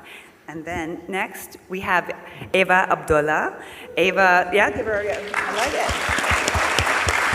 This is a friendly crowd. This is a friendly crowd. She's the Maldives Deputy Speaker. She's really, former, yes, she's out. I asked her if she'll go in again. And what did you say? I said I'm not sure yet. Not sure yet. She's really been exposing corruption and working on feminist foreign policy. So it's been a hard road. Then we have 2 people who aren't here, so they are watching on live stream, so maybe we can wave to the live stream to them. Everyone wave. I know my mom and dad are watching. I'm 52 and they still watch everywhere I'm at. This is Joyce Trindade. She's a city councilor from Rio de Janeiro. Any Brazilians in the house? They're usually louder than that. Any Brazilians in the house? They're usually the loudest people. She's from Rio's West Zone, and she built Brazil's largest women's secretariat. So really looking at inclusion in politics, which we know is really important in helping the citizens feel represented. And then, yeah, there we go. And then, last but not least, and near my neck of the woods, I grew up in the Pacific Northwest, below the borderline, but I still say A. I know there are a lot of Canadians in the house. Can the Canadians? Yeah, there's like a whole delegation. I've never seen in all my life this excited of Canadians. Like, I didn't know that it happened, actually, but you know, geopolitics changes people, I guess. So from streets to City Hall, advancing participation in democracy and climate action. So what I want to say is, in a lot of ways, the innovations that this Democratic Innovation Politician Hall of Fame, Kim, you're right, it's a mouthful, aren't really innovations, actually. They're old ideas, but they're old ideas done now and done with excellence. And I think too often, as we're talking about democracy and politics, we're looking for the shiny new response, the tech platform, the brand new concept. And sometimes we need that. And Paul, I'm gonna ask you to share one that you think is a powerful mechanism to put on our societies, but it's often doing the hard things in a grindy, courageous, behind-the-scenes way. And so for that, I'm very, very grateful. So let's give them another round of applause. So we're really lucky because I get to talk to politicians from around the world, and I get to interview them and sometimes get to give them awards. And they often say to me, no one ever gives me awards, no one ever interviews me unless it's a gotcha interview. This is not a gotcha interview. This is an interview to share a little bit about each of you and why you do what you do. So I want to start off with mindset, because we can talk about your innovations, but I think when you talk about leadership, what are the skills and mindset that have allowed you to be innovators within a very kind of slow and hard system to move? So Eva, I'll start with you. And do you have a microphone with you? Yeah. I do. Thank you very much, Lisa. I'm not sure if it's a skill. I wouldn't call it a skill. But the one word that I would say is integrity. I'm not sure how many of you know about politics in the Maldives and how much you know at all about Maldives politics, but it's all about money politics at the moment. And the Maldives is a country where corruption is so normalized that it seems to be the only game in town, where support does not necessarily at all reflect who gets elected or not. In a situation like that, integrity almost seems like a quaint concept, but I think integrity is what I try and maintain, and integrity is in the hope that it is a long game. Thank you. Thank you, and remember the 3 elements of trust in political leaders: benevolence, competence, and integrity. So you hit on that.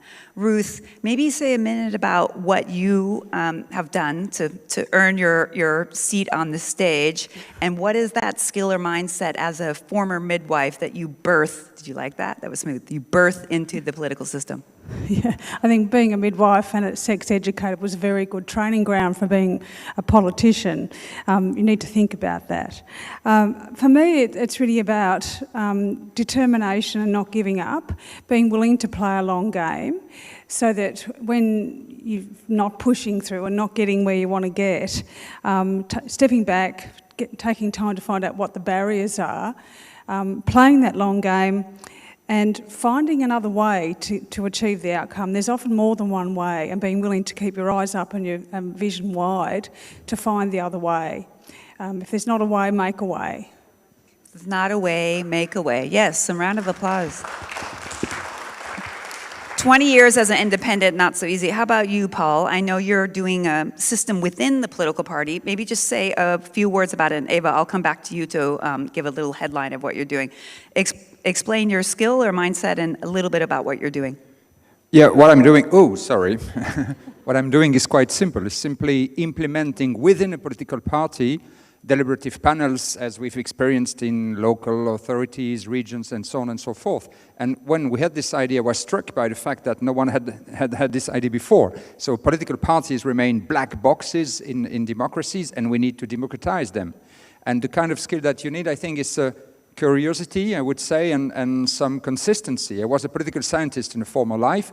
I read all those beautiful books about democratic innovation, and I thought, politicians should do that. So when I became a politician, I had no excuse, and I started doing it. And believe me, when you start doing it, first, it's a lot of fun, and you need fun in politics, because there are lots of boring aspects of politics. And second, it works. It works. So we're on a mission to try to get more parties to reform from an inside out. What was the moment that your party decided to do this? Because one of the things that Paul and I have talked about is democracy is in a squeeze in a lot of places. So we talked about when your party was in a particular moment. What was that? Was 1 year ago, more or less, when we went back to the opposition, which is normal and safe in politics. And we said, well, now we have 4 years before us. We have time, because we are when you are ruling, when you're part of the government, you're so absorbed by everyday problems and by managing and taking laws and taking the good decisions that you do not really have the time and the energy to do that. So I think, well, alternation is very safe in democracy, and you have to make the best possible use of your moments of opposition. Fantastic. Ava, why don't you give us a few lines on what you've done? You talked about integrity being so close. Integrity and corruption usually requires a lot of courage. On top of that, you did feminist foreign policy, all easy things to work on. Tell us a little bit more about it. I grew up under a dictatorship. I was born into a dictatorship. I grew up under a dictatorship. We had a president who was there for 30 years with so much power that growing up in the Maldives, we thought that his name was actually synonymous with the word president. I kid you not, growing up, I thought President Gayoom was the word for president.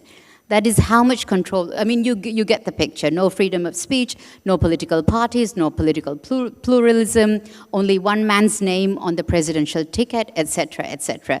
This is the kind of Maldives I grew up in, and this is the kind of situation that I entered politics in. So very often doing politics in the Maldives, for me, meant not so much doing politics, but as just simple resistance. Clandestine resistance.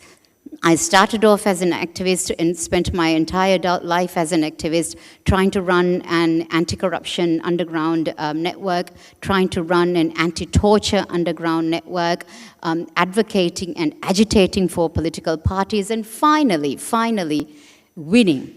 Winning meaning we actually defeated a dictator, a 30 years dictator, with free and fair elections.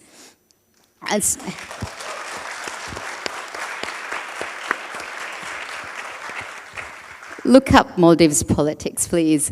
It's an interesting example of, I mean, we're one of the very few countries to actually defeat a dictator with free and fair elections. So for me, my work has been trying to show a lot of bravery in many occasions when I don't necessarily feel very brave.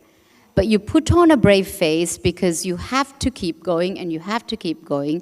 And you put on that brave face under very repressive situations, risking jail, risking torture, risking beatings, risking death threats from religious extremists simply for advocating for a more moderate Islam, risking all this and putting on a brave face when very often you do not necessarily feel brave. But again, as Ruth said, playing the long game and hoping in the end that it's all worthwhile. So this is what politicians look like here: brave, courageous, curious, finding a way. And as we leave, as our time is up, and I do 3 speed rounds. 1, these are people, they're not machines. I hear people say all politicians are X. No, they're extraordinary people who literally put their lives on the line to change the systems. So I asked you to share in 1 word, what was your childhood nickname, Paul? You were a real kid one time, not just a politician. Your nickname when you were a kid? It was Popol. Popol. Yeah. Ruth? Your childhood nickname? I didn't actually have one, but apparently my dad called me Popo. Not to my face, he never called me that. And I didn't know that till Dad was very old, my mum told me. Oh. He never called it to my face, but that was my name, apparently. And you? I actually didn't have a nickname. I don't have a nickname, but I'm the first Eva ever in the country. First Eva ever in the first country. person to be called Eva, because in the Maldives, you need to have a Muslim name. And for some reason, I don't, and I'm the first Eva in the country. Well, it seems predestined for you to be a courageous pusher of change. Last word, Paul. In a word, why do you do politics? In a word, why do you do politics? One word. Yeah, and 1 word. Rebellion against. Rebellion. Yeah, against the state of the world. Yeah. Ruth? I do it for the people I represent and the people I care about. The people you care about, the people you represent. Eva? Hope. Hope. So I'd like to give her a round of applause. Behind me are the Hall of Fame past recipients. You are entering a really beautiful group of people from Mexico, from Argentina, from Australia, from Bratislava, from the United States, from Taiwan. You are not alone. There are more of you. And I want all of you to walk away, as we're talking about democracy, knowing that people in the system making the change, these extraordinary people, are there doing the hard, boring, grindy work of updating and fixing democracy for the future. So thank you very much.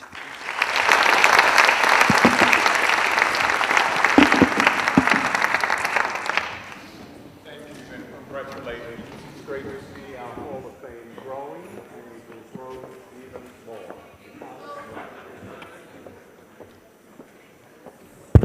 Can you hear me now? Great. So thank you very much. Congratulations. Great to see our Hall of Fame growing, and it will grow even more. That's it for tonight. This completes the official opening of our plenary session, and we will see you tomorrow morning, 9:30, for a 10 a.m. sharp start at the Athens Conservatory, the Odeon. Thank you.